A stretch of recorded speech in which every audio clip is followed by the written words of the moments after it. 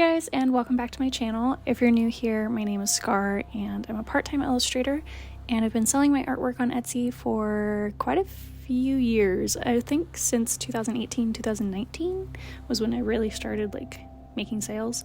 But yeah, I wanted to kind of go in depth on my decision to leave Etsy overall and kind of give a little bit of backstory, experience, and the reasons why, because I feel like other artists looking to get into Etsy right now might find this information beneficial. I also kind of want to explain to the people who have been following me and looking to buy my art why I'm no longer on Etsy, where I plan to move from here on. I also want to preface this with the fact that because this is a personal decision to leave, and most of this is based off of my own opinions on my own experiences selling through Etsy and personally what has happened to me. This may not be the same experience that you have if you are looking to sell on Etsy. And some of this information that I'm going to bring up, like dropshipping, AI art, all of that, a lot of artists have had issues with, unfortunately, and a lot of artists have been finding their own artwork has been stolen, and Etsy is not really on their side about fixing it.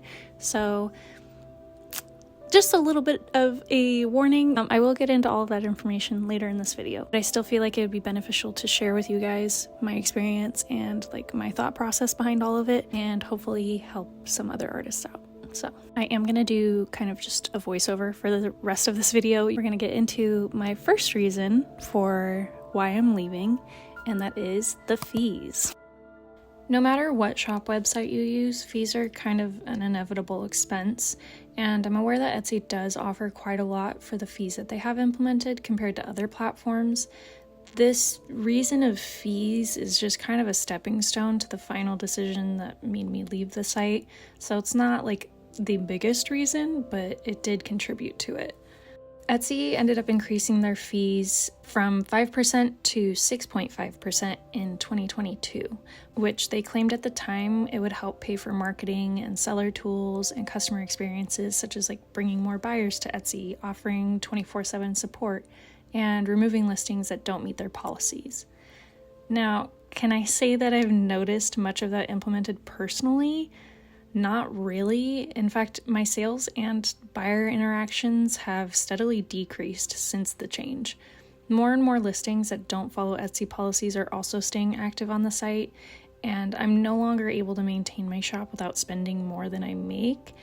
But I also think those issues have other serious factors in play, which we will also be talking about in this video. I think with what they promised, from my own personal perspective, it has not been fulfilled. And all of these fees, which I'll have listed on the screen as well so you can read through what's involved, they're somewhat intertwined with each other. And no matter what, you end up giving a good portion of your profits to Etsy to account for their marketing and their ability to bring people to you. And while some people argue that you should just raise your prices to combat it, I personally found that by doing so, I had the opposite desired effect. I lost quite a bit of business from raising my prices, and I didn't even raise them that much. I switched to free shipping, and then I put that shipping cost into the price of my products. And when I readjusted that way, business never really returned to what it was before. And I've debated going back and removing free shipping and going back to the way I had it originally. But even if I did that, with this increase of price, I would still have to have a more expensive product. And I just don't see it returning to what it used to be. Now, with all of this in mind, like I mentioned before, for newer sellers, it is expensive to create, maintain, and advertise a website all by yourself. Etsy fees all go towards that website management and the costs behind it without putting all of that burden onto you as a small business owner. Though the platform has become very crowded and you're competing basically now with dropshippers and AI artwork that's flooding the selling space, you are still somewhat benefiting from the built-in traffic that they provide and offsite advertising they implement. And if you are able to utilize SEO and trends on the platform, I think you can still definitely attempt to make a foothold for yourself and build a base before looking into other platforms that you might be able to earn more from. Especially if you're starting now with little to no social media presence, having that Etsy built-in traffic source really helps out in getting people to notice your artwork and notice the products that you're selling. It is a very good feature that they offer. Now, going back to what I mentioned before, the more serious reason why I'm leaving the platform is dropshipping and AI artwork and stolen products, essentially. There's been an influx of mass-produced item dropshipping and AI artwork using stolen artists' work on Etsy. While Etsy does allow for dropshipping and AI artwork on the website, it's been increasingly prominent, and it's really hard to find artists that are actually hand-making stuff.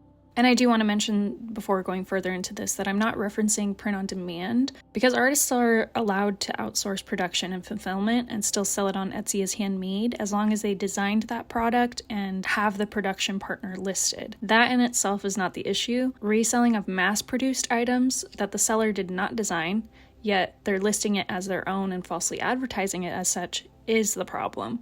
And I've noticed over the years that there's more and more of these popping up, and you can do reverse image search on a lot of the products that are listed on Etsy, and unfortunately they're from Temu and Shein, and there's even people who have purchased things through small businesses, quote unquote, on Etsy, and they've received Amazon packages. Like, it's really disheartening to see. And it doesn't make it any easier for the people who are actually investing that time and the effort into creating things and like producing furniture and stuff that will take a really long time to create. And they're competing with these supposed small businesses that are able to produce something in a matter of like days. Whereas it might take that small business a week or so to like get things figured out. So of course people are going to choose the faster shipping option, right?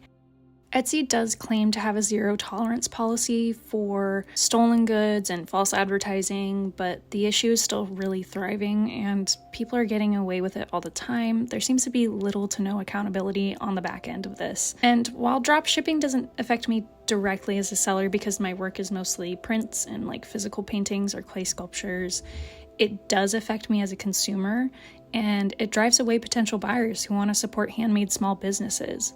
I don't find myself looking for artists on there as much, and I second guess a lot of the handmade items that I find on there. And I can imagine that this is how a lot of my buyers also feel when they're trying to do their own research on whether a seller is credible or if the item could be bought elsewhere for cheaper. Because that's another factor, is the fact that these people are drop shipping items and raising the prices on it because they're listed as quote-unquote handmade items. The thing that does affect me directly as a seller is the AI art that has become a problem within the community. Whether it's a poster or sticker packs with these generated images, they're based on artwork that's not theirs to sell. And some of the items are just low quality and poor material, and Etsy is supposed to be a community of artists and crafters, and seeing a bunch of AI listings makes it really difficult to find actual artwork from real artists. The fact that these sellers are listing these AI pieces for really cheap because they can make downloadable bundles or cheap products really quickly, it negatively affects the artists who are spending time and effort on their work and being able to list their work as a reasonable price for the hours and the time that they've spent into it and the thought process behind and their skills that they have honed and like taken the time to get better at. And on top of all of this, there have been countless artists who have had their product photos stolen and re-uploaded on other sites like Temu and Shein. And due to that false advertising, they then in return have had their items taken down from their Etsy shop due to the Etsy bots seeing it as stolen work. These same creators often have their funds frozen by Etsy for validity concerns, with no way of resolving the issue with Etsy's lack of support for their own community. The site has become generally unsafe for artists despite Etsy's supposed commitment to keeping those artists safe. Now, I'm sure there's going to be some comments about how people think that AI art is real artwork and that those people can be labeled as artists.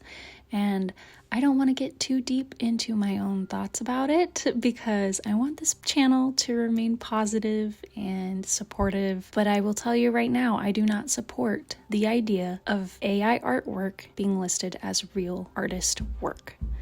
There are people out there who have honed their craft. They have spent the time and put in the effort to learn how to do all of this from scratch. and create things with their own hands. And I don't believe that by taking other people's work, putting it into a generated thing and messing with it is actually creating your own art. I just don't agree with it. And I'm not going to get too deep into my thoughts on it and everything, but just know that that's where I stand with AI art. I'm not supportive of it at all.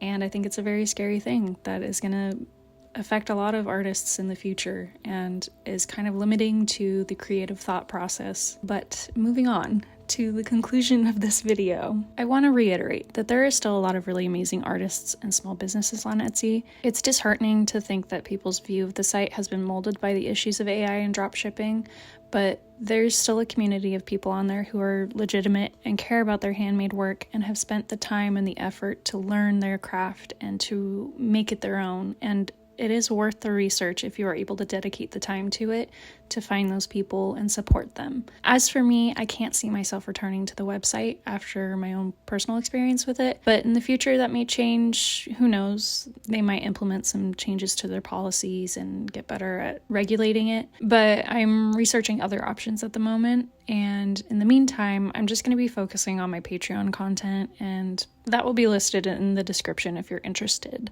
We do kind of like a monthly downloadable phone background thing, and there's some behind the scenes stuff, some life updates, that kind of stuff. I will be changing tiers and adding a print tier soon. Hopefully, I have to kind of figure out the logistics of that because I will be going back to school in August. If you guys have thoughts, comments, or questions, feel free to leave those in the comments below. I can try and answer any questions you might have.